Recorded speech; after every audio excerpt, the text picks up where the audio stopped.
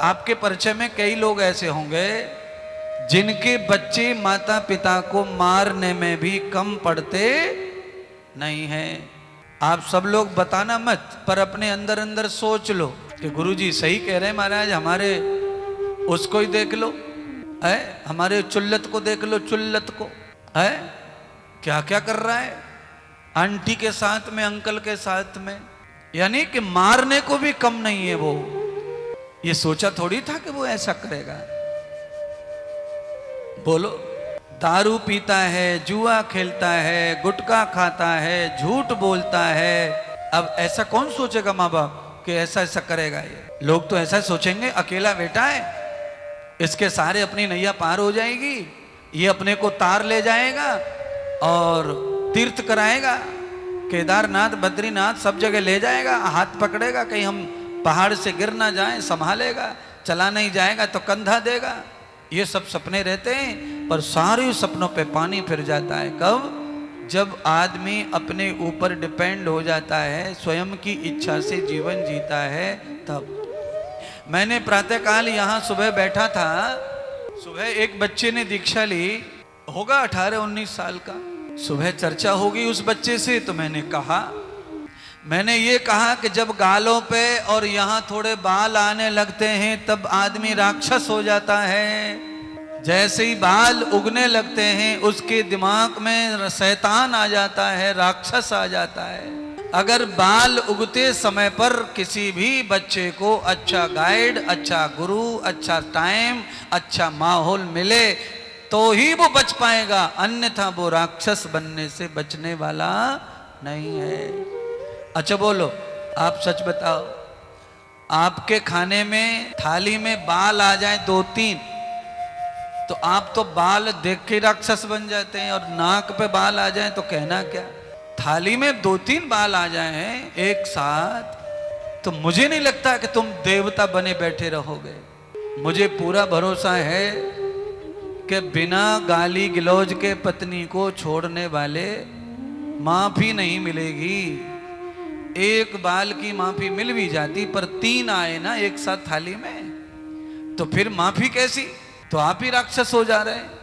तो कुल मिलाकर मैं ये समझाना चाहता हूं कि एक उम्र ऐसी होती है जहां पर मति जो है भंग हो जाती है। शरीर में अद्भुत तरंगों का जन्म होता है, और उन तरंगों में हमारे मस्तिष्क में वासना का जन्म होता है, और उस वासना को रोकने के लिए महात्मा संत ग्रंथों में लिख के गए हैं कि अगर बालक 5, 7, 8 साल में गृह त्याग करके किसी संत, किसी गुरु की शरणागति हो जाए और लौट के घर वालों का मुख ना देखे, तो उसके दाढ़ी बाल जटा सब आ जाए फिर भी वो राक्षस नहीं बने।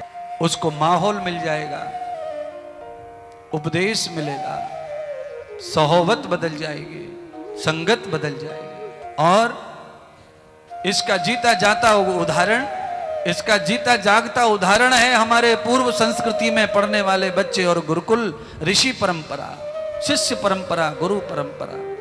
अब ऐसा संभव नहीं है। क्यों नहीं है? क्योंकि अब माता पिता उस तरह का जीवन नहीं जीते, माता पिता उस तरह का जीवन नहीं सोचते। अब माता पिता अपनी चमड़ी दमड़ी सब बेच देंगे, पर बच्चे को पढ़ाने के लिए पागल हुए रखे। बच्चा पढ़े पढ़े, अच्छे स्कूल में पढ़े, और अच्छा स्कूल आपके शहर में, जलगांव में, धुलिया में, नासिक में, कहीं भी अच्छा स्कूल क्या है? महंगी फीस हो वही अच्छा स्कूल, जहां पैसे ज्यादा लगते हो वो अच्छा स्कूल है। आपके दिमाग में यह कीड़ा घुसा है कि जहां फीस ज्यादा वहां पढ़ाई अच्छी मिलेगी। चलो, आपको ऐसा लगता है ऐसा समझो, पर भैया मैं कभी ऐसा मानने वाला नहीं हूं जहां फीस ज्यादा वहां पढ़ाई ज्यादा होगी, ऐसा कदापि नहीं होता है। मैं इतना जानता हूं कि सरकारी स्कूल में बिल्कुल फीस नहीं है, पर ज्यादा पढ़ा लिखा अच्छा डिग्री वाला टीचर सरकारी स्कूल में ही मिलता है, प्राइवेट में नहीं। मेरे भी तो स्कूल है, ऐसे ही मैं सारे स्कूलों को देखता हूं एक नजर में, मैं जानता हूं सबके बारे में।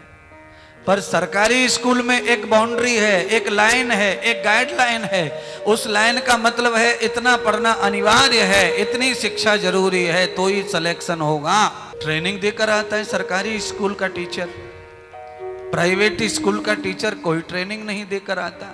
बड़ा फर्क है। पर सरकारी विद्यालय की वैल्यू खत्म हो गई है, उसके प्रति भाव और श्रद्धा ही नहीं बचा है। हमारा जो स्कूल है सरकारी, वहां पे झूठे झूठे नाम लिखे बच्चों के और सब सुबह बस में बैठ के प्राइवेट स्कूलों में पढ़ने जाते। टीचर घर घर हाथ जोड़ते फिर रहे, महाराज नाम मत कटवा लेना नहीं तो नौकरी चली जाएगी। खाली नाम रहने दो स्कूल में, पढ़ाई कहीं भी करवाओ, हमें तनख्वाह मिलने दो, बच्चे पलने दो। ये हाल है सरकारी स्कूलों का। और सारी दुनिया, सारे बड़े बड़े नेता जो बड़ी बड़ी कुर्सियों पर बैठे हैं, वो सब उन्हीं सरकारी स्कूलों के पढ़े लिखे ज्यादातर माने जा रहे महाराज। चलिए, यहाँ पर हम अपनी बातें टीका टिप्पणी के रूप में नहीं कर रहे, हम ये कर रहे हैं कि अब समय आ गया है कि अब ऐसे स्कूल, ऐसे विद्यालय खुलने चाहिए जहां शिक्षा के रूप में आदमी को मानवीयकरण होना चाहिए, मानवता का निर्माण होना चाहिए, जीवन का निर्माण होना चाहिए, अपनी संस्कृति का निर्माण होना चाहिए। अब आप भले ही कम लोग हैं पंडाल में, पर ये देश बड़ा है, पर ये आवाज तो संस्कार सत्संग टीवी के माध्यम से देश भर में जा रही है। देश के बाहर भी जो सनातनी लोग रहते हैं वहां तक भी आवाज जा रही है। मैं सबसे प्रार्थना कर रहा हूं कि स्कूल विद्यालय जो भी समाज में अब हों, उनमें परिवर्तन लाना है, और उस परिवर्तन को लाने के लिए सब खड़े होंगे तो परिवर्तन आएगा। तो अब मानव निर्माण की जरूरत है महाराज। अब शिक्षा केवल खोखली रह गई है, मानवता का निर्माण खत्म हो गया। और मानवता का निर्माण अगर नहीं है तो माता पिता को रोटी नहीं मिलेगी, उनको अंतिम संस्कार नहीं मिलेगा, उनके नाम से कोई भी दान करण हुआ नहीं, और तुम कहीं औलाद कहीं होगी, तुम कहीं जी रहे होंगे, औलाद कहीं जी रही होगी। कल्पना करो, ऐसी पढ़ाई किस काम की जहां पेट का निकाला हुआ हीरा भी कहीं दूर और तुम कहीं दूर, और केवल तुमने किस बात की खुशी है? तुम्हें बात की खुशी है केवल ये कि वो पैसे कमा रहा है। अरे कोई छाती पर ले गया है पैसे को। अगर पैसे को महत्व दिया होता तो बहुत सारा पैसा होता हमारे पास भी, पर कौन ले गया है उसे? ये लोहे के खंबे खड़े कर दो, पतरा टीन डलवा दो, कहीं आरसीसी डलवा दो, कहीं मंदिर बनवा दो, कहीं अनाथालय, कहीं विद्यालय, कहीं वृद्धाश्रम, कहीं कुछ, कहीं भंडारा, बस उसके लिए पैसा है, उसी में लगाओ, उससे पैसा भी सही जगह रहेगा और तुम्हारा भी मानवीयता में कोई दोष नहीं आएगा।